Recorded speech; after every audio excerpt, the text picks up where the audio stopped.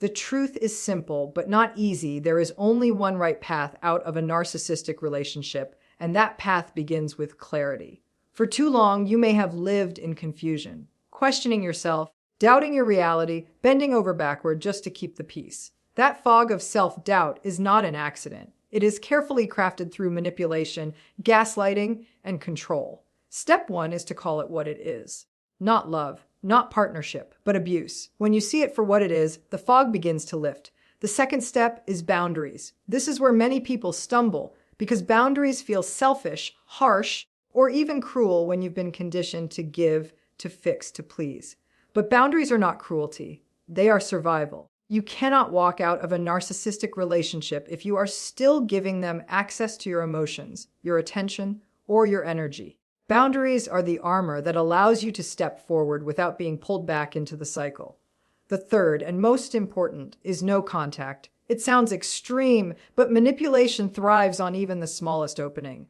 A single text, a late-night call, a quick coffee, just to talk. Each one is an invitation for the narcissist to re-establish control. No contact is not about punishment. It is about protection. Protecting your mind, your heart, and your future. If complete no contact isn't possible, say because of children, then what you practice is low contact communication, only when necessary, emotion removed, boundaries firm. And finally, the right path out is not simply leaving, it's healing. Many people walk away from the narcissist, but carry the wounds with them. The voice of criticism, the fear of abandonment, the distrust of intimacy, it all lingers unless it is addressed. Healing is not quick, it is not linear, but it is necessary. Therapy, support groups, journaling, self-reflection, rebuilding healthy relationships. These are the steps that ensure you do not just leave the narcissist, but you leave the pain behind as well. So the only right path is this clarity, boundaries, no contact, and healing. Not shortcuts, not negotiations, not waiting for them to change. Just the hard but liberating choice of choosing yourself. Because the path out of a narcissistic relationship is not about running away from someone else. It is about walking toward your own freedom. Clarity before escape is the most important step in breaking free from a narcissistic relationship, and it is often the hardest step for people to take. When you are entangled with a narcissist, you don't live in reality as it is. You live in the reality they construct for you. They chip away at your confidence, rewrite the story of what happened, and make you question your own judgment. That's the power of gaslighting. It convinces you to doubt what you know you saw, what you know you felt, and what you know to be true. Over time, you begin to second-guess even the most obvious situations. Was that cruelty or just stress? Did I overreact or was I justified? Could I have done more or was I already doing too much? The endless loop of questions keeps you trapped because if you can't trust your own mind, you start trusting theirs. And that is exactly where they want you to be. Clarity means lifting that fog and choosing to see the relationship for what it is, not for what you wish it could be. The hard truth is that people in these relationships often cling to hope. Hope that the narcissist will change. Hope that if they just love harder, give more, sacrifice more, then maybe things will get better. That hope is what keeps the cycle turning, abuse followed by apology, cruelty followed by charm, neglect followed by attention. It creates a pattern that feels addictive because the highs feel so good after the lows feel so devastating. But clarity means stepping back and seeing the pattern as a whole. It means acknowledging that the cycle itself is the problem, not just the low points. Because genuine love does not live in cycles of manipulation. Genuine love does not require you to lose yourself just to keep it alive. Clarity also means letting go of the fantasy version of the relationship, the version where the narcissist becomes the partner you always dreamed of, where the promises they made finally come true. Many people stay because they are in love with the potential, not the reality. They fall for the words, not the actions. They convince themselves that the version of the narcissist they saw in the beginning, the charming, attentive, magnetic version, was the real person, and that if they just try harder, that version will come back. But clarity demands honesty. That version was never sustainable. It was a mask carefully worn to hook you in. Once they knew you were invested, the mask slipped and the real patterns emerged. The beginning was not the baseline, it was the bait. Reaching clarity often requires education and outside perspectives. When you are in the middle of it, your view is distorted. That's why many survivors only truly understand what they endured after learning about narcissistic behavior from books, therapists, or support groups. Suddenly, the confusion makes sense. The constant blame, shifting, the inability to take accountability, the subtle digs disguised as jokes, the way your accomplishments were dismissed, it all forms a picture that is hard to deny. That's the moment of clarity. It is painful, but it is also empowering. Painful because you realize how much of yourself you lost in the process. Empowering because you can finally see it clearly enough to plan your escape. Clarity also requires self-compassion. It's not enough to recognize the abuse. You must also recognize that it was not your fault. Many people stay in narcissistic relationships because they are convinced they are the problem. They believe the lies that they are too sensitive, too demanding, too needy. Clarity means rejecting that narrative and accepting the truth. You were manipulated, not inadequate. You were exploited, not unlovable. This shift in perspective is essential because without it, leaving only replaces one form of pain with another. You don't just need to walk away from them, you need to walk away from the false beliefs they planted in you. So clarity before escape is not just about recognizing that the relationship is toxic. It is about rewiring the way you see yourself in the relationship. It is about pulling yourself out of the haze of manipulation and saying, this is not love, this is not healthy, and I deserve better. Without clarity, any attempt to leave may collapse under doubt, guilt, or the lure of their empty promises. With clarity, every step you take away from them is firm, intentional, and grounded in truth. And that truth will be the foundation of your freedom. Boundaries as survival tools are not just a suggestion in the process of leaving a narcissistic relationship, they are a necessity. When you have been conditioned by manipulation and control, boundaries may feel foreign, even frightening. For someone who has spent years adapting to another person's moods, demands, and criticisms, drawing a firm line can feel selfish or even dangerous. But that reaction itself reveals just how deeply the conditioning has taken root. Boundaries are not about cruelty. Boundaries are not about shutting people out of your life unfairly. Boundaries are the tools that protect your well-being and safeguard the parts of yourself that the narcissist has tried to erode. In a relationship with a narcissist, boundaries are constantly violated. They push past your comfort zone, ignore your needs, and treat your no as if it were negotiable. Every time you forgive without accountability, every time you explain yourself after being misunderstood on purpose, every time you accept behavior that disrespects you, a boundary is crossed. Over time, this constant erosion convinces you that you don't even have the right to boundaries at all. You may start to believe that being agreeable, accommodating, and endlessly forgiving is the only way to maintain peace. The problem is, this peace is not real. It's a temporary calm in exchange for silencing yourself. Boundaries restore the balance. They remind you that your needs, your time, and your energy are valuable and not up for negotiation. Establishing boundaries is an act of courage, especially in a narcissistic relationship, because you already know they will not respect them. They will push, manipulate, guilt, and even rage when you assert them. That is why boundaries are survival tools. They are not about changing the narcissist's behavior, but about changing yours. You set a boundary not because they will honor it, but because you will honor yourself. For example, you may decide that you will no longer answer phone calls after a certain hour. They may blow up your phone, send angry messages, or show up uninvited. But your power lies in your consistency. The boundary stands because you enforce it, not because they respect it. Over time, this practice strengthens you, giving you a sense of control where you once felt powerless. Boundaries also protect your emotional space. Narcissists thrive on drawing you into arguments, baiting you into defending yourself, or keeping you hooked by dangling false hope. By setting a boundary around communication, refusing to engage in circular arguments, walking away from gaslighting, or limiting conversations to necessary topics, you starve them of the emotional fuel they feed on. This can feel uncomfortable at first because you are used to over-explaining yourself or trying to smooth things over. But clarity and boundaries means reminding yourself that you do not owe endless explanations to someone who has no intention of understanding you. You do not have to justify your choices to someone who only seeks to undermine them. For those who must remain in contact due to shared responsibilities, such as children, boundaries become even more crucial. In these situations, you may practice what is called gray rock or low contact. This means keeping communication strictly to the point, avoiding emotional engagement, and refusing to provide the narcissist with opportunities to manipulate you. For example, instead of responding to personal attacks, you limit your reply to logistical information, times, dates, facts, nothing more. This boundary may feel robotic, but it is protective. It ensures that even when you cannot eliminate contact, you can limit the damage.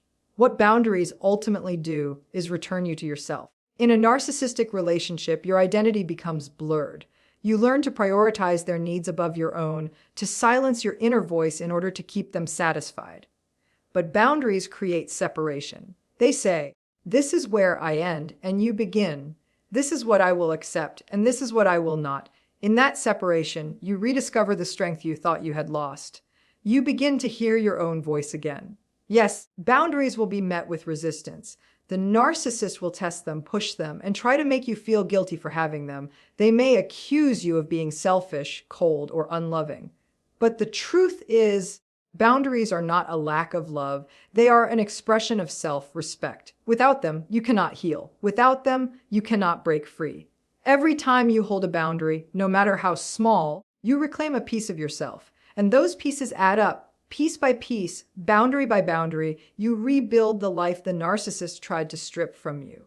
So when we say boundaries are survival tools, we mean exactly that. They keep you safe while you find the courage to step away. They are the bridge between the fog of manipulation and the clarity of freedom.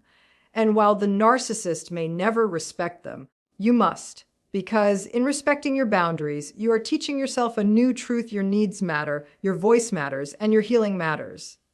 No contact is freedom, but for many who are entangled with a narcissist, this concept feels both terrifying and impossible. It can sound extreme to cut someone off entirely, especially someone you once loved deeply, or someone who has played a central role in your life. But the truth is, every opening you leave available, no matter how small, becomes a door through which they can walk back in and re-establish control. Narcissists thrive on access.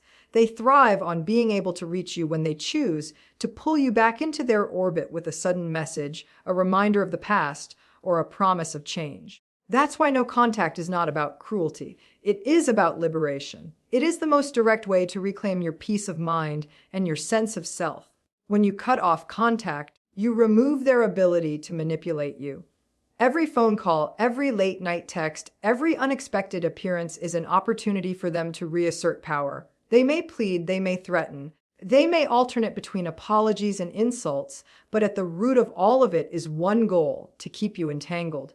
Even if you know logically that they will never change, the emotional hooks run deep. Hearing their voice can stir up old feelings, reading their words can reignite hope, and seeing them again can trigger the cycle all over. No contact eliminates those triggers. It allows the wound to close without being reopened repeatedly. But choosing no contact requires strength, because it goes against everything you may have been conditioned to believe. Many people fear they are being unfair, unkind, or overly harsh by shutting someone out. This is especially difficult when the narcissist presents themselves as vulnerable, saying things like, "I can't live without you," or "You're the only one who understands me." These words are not love, they are manipulation. They are designed to keep you tethered, to pull on your empathy, and to make you feel guilty for protecting yourself. No contact is not about punishing them. It is about refusing to be controlled by guilt any longer. There are also those situations where no contact feels impossible. For example, when children are involved, or when financial or professional ties still exist. In these cases, what is often practiced is a form of low contact. This means limiting interactions to the bare essentials, communicating only about necessary logistics, and refusing to engage emotionally. This is where strategies like the gray rock method become useful, offering bland, unemotional, and factual responses that give the narcissist nothing to feed on. While it is not as clean as full no contact, it still gives you a layer of protection and helps you reclaim some sense of stability.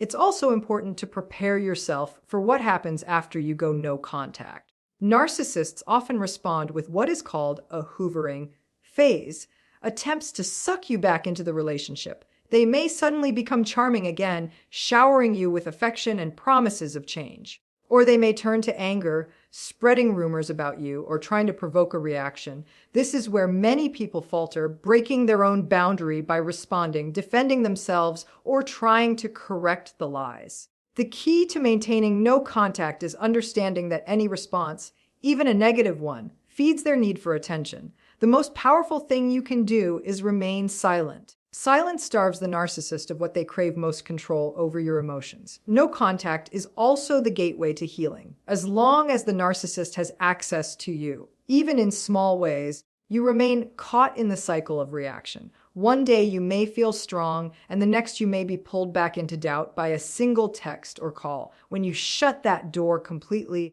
you give yourself the space to begin recovering. It is in that silence that you start to hear your own voice again. It is in that distance that you rediscover what peace feels like. And it is in that freedom that you learn to trust yourself again without the constant interference of their manipulation. For many, the idea of no contact feels like letting go of the last piece of hope, that the narcissist might one day change, that the relationship might finally become what you wanted it to be. But the truth is, holding on to that hope only prolongs the pain. No contact is the act of accepting reality, and in doing so, you trade false hope for real healing. It is a hard step, yes, but it is also the most powerful step. Because once you embrace no contact, you are no longer waiting for them to release you. You are releasing yourself. Freedom begins the moment you decide that your peace, your sanity, and your future are worth more than their approval, their promises, or their presence. That is why no contact is not just a strategy, it is the path to freedom. Healing as a journey, not a shortcut, is one of the most difficult truths to accept after leaving a narcissistic relationship. Walking away feels like it should be the finish line, but in reality, it is only the beginning. The end of contact does not erase the years of manipulation, the erosion of self-worth, or the lingering voice of criticism that was planted in your mind. Many people are shocked to discover that even after they leave, they still hear the narcissist's words echoing in their thoughts. They still doubt themselves, still question their worth, still feel triggered by the smallest reminders. This is why healing must be seen as a process, something ongoing, something layered, something that requires patience. There are no quick fixes for wounds that cut this deep. Healing begins with acknowledgement. You cannot recover from something you refuse to name. Too often survivors minimize what they went through.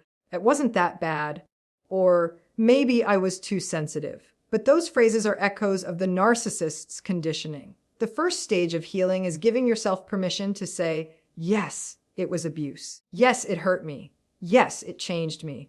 This honesty is not about staying stuck in victimhood. It is about validating your experience so that you can truly move forward. Without this acknowledgement, you risk carrying invisible scars that quietly shape every relationship and decision in your future.